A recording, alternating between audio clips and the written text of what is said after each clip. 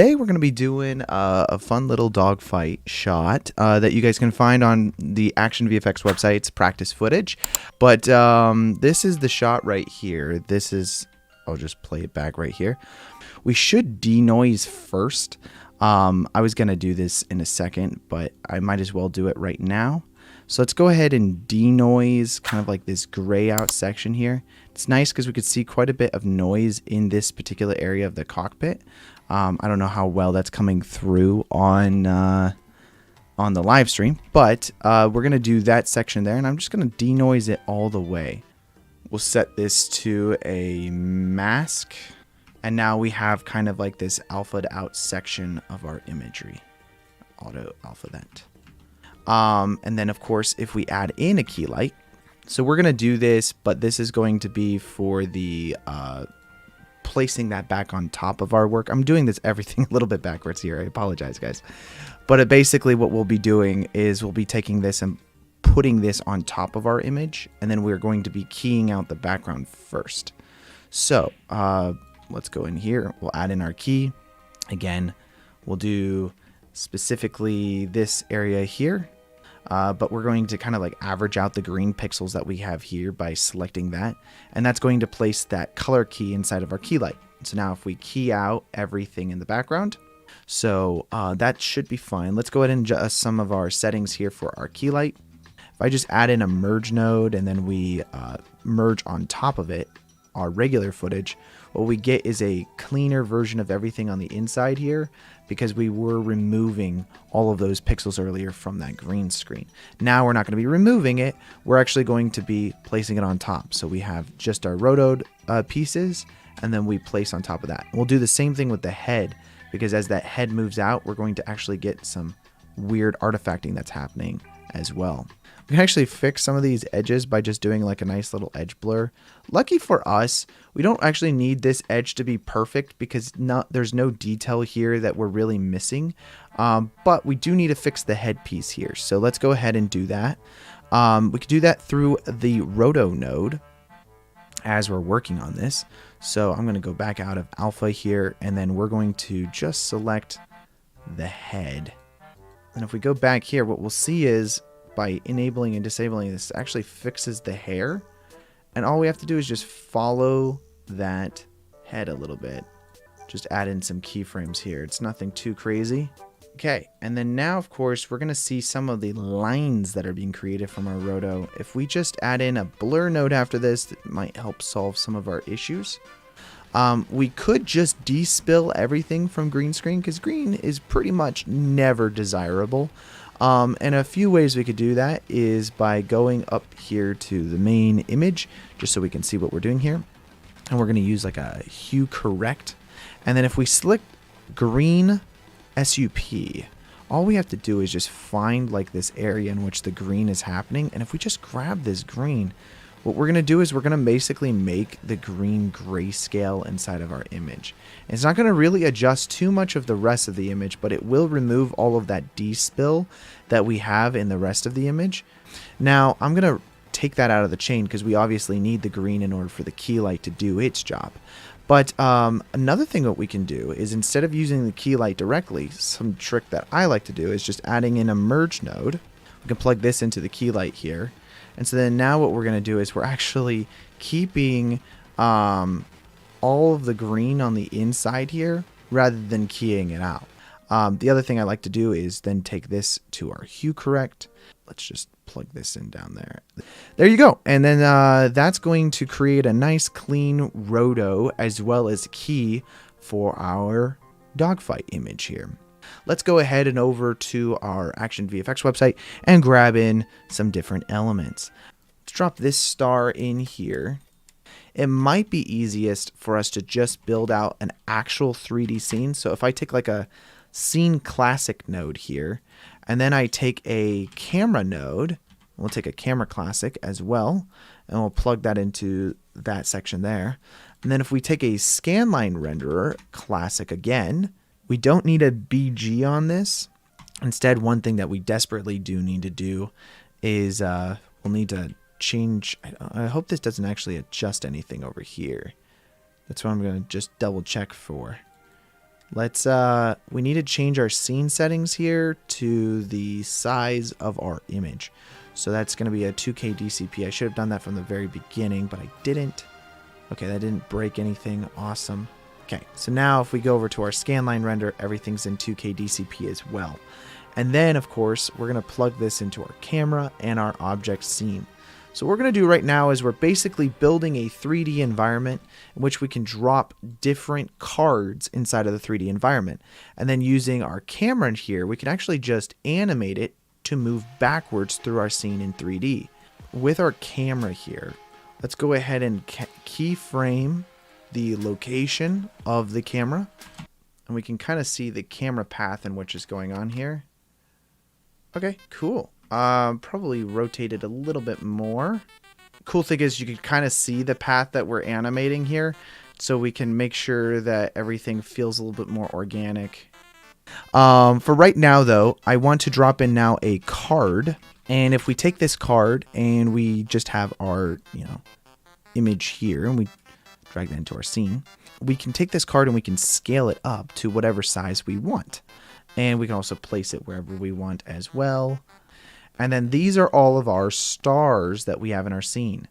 So now if we play this back, and we go view it through the camera here, we can kind of see what's going on. And then, of course, at the bottom here, we're going to want more cards of stars in different areas. So just copy paste this, honestly. And we can rotate these cards inside of our 3D space and just move them where we need them. And it's okay if they're not like perfectly lined up, because they'll add a little bit of depth to the stars. Some stars are farther away than other stars, and so on and so forth. For our multi-sampling, I'm just going to set this up to like 10 or something like that. Let's do 2. Let's like use an exposure node here, and we can make these stars even brighter. And then I'm going to add in a little bit of a glow as well to them. Can change the tolerance to be a little bit higher, and then the brightness here as well. I'm going to change the size here to be a little bit smaller. So now we're going to get all of these stars. Since we have parallax, you can kind of see a parallax square right here from a plane that is further away than the rest of the planes. So instead of us having that issue inside of our shot, what we could do is we could actually take all of these elements. Now here's the thing. Right now, this is just one plane and the alpha channel is set to full on everything. And inside of our scene, if we go look at our scene, it's all black planes, and the black planes are kind of the background to our entire environment. Instead of having every like little stars that are in kind of like a 3D space. An easy way to do this, where we can have parallax of stars that are further away than the stars that are closer to you, which makes more sense when you're in space, then what we could do is we could add in a merge node up here. So we'll do that real quick. We'll add in a merge node, and then we'll just plug this mask into the top of this. And inside of our merge node, set this to the red value. And so now it's going to be looking at the red channel of our stars specifically. And I can just boost that real quick and you can see this. And it's creating an alpha channel of all of the stars that we have inside of our scene. And now all we have to do is then we plug that into our exposure, and then we plug that into the glow, and then we plug that back into our scanline renderer, and then now we get all of our stars. Now, the one thing you have to be concerned about is that we're going to lose quite a bit of our stars because they weren't bright enough for our image. So all we have to do to fix that is just boost the amount of the white point is on our stars, and then that will create the stars a little bit more visible inside of our scene. Okay, so this is going to be our stars background that we have here. And excuse how messy it is, but we're going to use this as our BG layer. So right now what we have is kind of like this alpha version of our main plate. And what we're going to do is we're just going to add an additional merge node here, and we're going to plug this in. So let's keep this as the alpha of our entire stack here, and then we're going to plug this into our stars. So I'm actually going to move this to the other side here. We're going to try to have some kind of semblance of organization as we're working on this. And then I'm going to, just add in a nice dot. And now if I add this into our thing, we're going to have our stars in the background. Actually, I'm curious if we take our camera and we know that the movement that we have here to this point is totally fine. Let's grab these keyframes and move them all the way to the end. And let's just play it back like that because she keeps turning. Let's see how good this camera movement is here. So she's just like overall kind of like turning. I want to have more of a kind of like fade into it. Maybe like an ease in slightly to the keyframe. So that way it's not so jarring. So let's go to the very first keyframe here. And then we want this to kind of curve more into it. So I'm just going to find this keyframe in our sequence for our curve editor here. And then where our keyframes are at, let's make some adjustments. So this is the keyframe here in question, as well as this translation keyframe here. I think if we just go to this keyframe and then we start to just grab the front of this and then drag it out slightly, I think that does what we're asking it to. I'm going to just cache out these frames here. I think that works. I might add a little bit more. I want to have a smooth keyframe. Then if I grab this and then move this maybe 2 frames, so that way I'm going to manually create kind of like this ease-in effect because I'm not quite sure how to do that otherwise. I like that movement there. Okay, great. So for our nodes now, let's go ahead and make some adjustments here. I think it would be cool to have like a planet in the corner over here. So let's go ahead and do that. Since we're using cards for literally everything right now, we can actually drop planets in wherever we want, as well as spaceships, as well as explosions, as well as everything, because all of that's happening inside of our comp here. Let's go ahead and just download this planet. I like this planet. I'm going to need to tag it as the correct color space. I need this black to be gone, but I don't want to remove too much of the planet, and I'm lazy, so I didn't want to roto it, but it's fine. We'll just roto it. I'm not going to complain. All right, so now if we take this and then pre-multiply it and then set this to our mask functionality, we'll get ourselves a planet that we have here through our roto. And then all we have to do to fix it is maybe clean it up a little bit. Now we have ourselves a planet that we can use as a card. All right, so here's our planet that we have here, and we're going to move this so that way we can see it a little bit.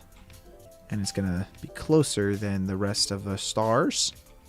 But yeah, just as a 2D card, we can just place this wherever we want. I'm going to add a glow, but before we add the glow, we're just going to try to add in a bit of a atmosphere to these planets. What I can do is if you just add this glow in, we can actually remove some of the saturation here for our planet. And then we'll just remove some of the brightness as well. We're just going to add in some nice kind of like atmosphere to the edge of our world. Not too much. We're going to do 2 things. We're going to add in a bit of a glow. And then I also like to add in an edge blur. We can either use an edge blur or we can use a regular blur node. Probably be better if we just used a blur node, honestly. What we're going to do is if we go view this planet that we have here, and then we just blur everything outwards. I'm just going to do it like that, actually. Then if we take this and then merge this back on top of our regular planet, again, we're just going to make sure that auto alpha is enabled here. And then our blur, we're actually going to want to be in the background. So that way our main planet is in the foreground. We're creating kind of like a fake atmosphere to the rest of our image. The only problem is our blur scales everything up. So then we just need to take a transform node here. Since our planet isn't centered, we do need to find the center of our area. So this will probably be 651 and then 586. And so now if I scale this down, we're going to get a atmosphere around our planet. And then of course that glow on top of everything is just going to kind of add in that little extra pizzazz that we can have. Before we do the glow, I just want to grab everything here and just move it down a little bit. Our blur that's happening in the background for our atmosphere is pretty nice. I think that we need to blur between the two of these. So on our A input, the main hard-lined planet, what we're going to need to do is we need to blur that a little bit. Not too much. And this is going to go into our atmosphere. So what we're doing is we're kind of blurring like a tiny amount here. And then we have our big blur on the outside here, and that's creating the rest of our atmosphere. Okay, so there we go. We'll now have our planet inside of our shot here. And that atmosphere just makes it look so much cleaner than what we had before. Because like that's just what it was before. And then adding in that atmosphere, just super nice, guys. I'm going to use bladed here for these the defocus here. If we add in this defocus after the scan line, what this does is it makes everything more bokeh because we're focusing on the front here. And if I just add in, let's just say a blur node, for instance, and we don't want to blur that, we actually want to blur our Z defocused section of our image. We also actually, before we do that, I'm going to take a merge node here and then let's subtract what we have from here. And then instead of using our mask, I'm going to try to do it the proper way, which I keep getting yelled at to do. We're going to set this over here to mask. And then now we have just our planet with our mask. I'm going to invert our mask selection. I guess technically speaking, I can invert it here on our mask input. Yeah, that totally works. Okay, so now we have ourselves a mask input with our B at the very top here. I'm going to go ahead and hide this input. Essentially, we're just trying to clean this up. And then using this blur node here now, we can actually blur this as much as we want. I'm probably going to blur this about 300 or so, which just creates this like generically large light effect that we want to have. And then of course, if we take this merge node down here, and then on the A input, plug this into the blur, you can get rid of the invert, use a stencil operation. Okay. Let's go try that out. Mask, stencil. Oh, okay. Well, thank you. Okay, so now if we take this blur, you'll notice that it kind of is just over top of everything. I'm going to just plus this now. And this is going to add this on top of everything. And it kind of adds like this nice glow element to everything. And now I can just remove the amount of it by just that functionality right there. I'm going to actually add our grain all the way down there. Okay, so before our Z defocus here, one thing I did kind of want to do is add in a bit of lens distortion. And this is where we're going to cheat it a little bit. Since we don't know what the distortion should be, you don't want to go too high, but I do find that adding a little bit of distortion into CG shots allows you to have kind of a little bit more realistic effect on everything. What this is going to do is this is going to add in a little bit of distortion to the edges of our image, which is going to be really nice for when the stars are coming away. It's going to feel a little bit more 3D. It's going to feel less like a camera, you know, like digital zoom, and more 3D in nature. I'm going to take a transform node. Let's just scale invert this on our y-axis. So on our height here, let's do a -0.2 maybe. Let's go view that real quick. Yeah, our 0.3 probably should be fine. And that's going to be our reflection. And then now after that, let's add in a grid warp. And just grabbing this center piece here, all we have to do is just move that upwards. Okay, I'm going to take this and then we're going to comp this on top of everything here.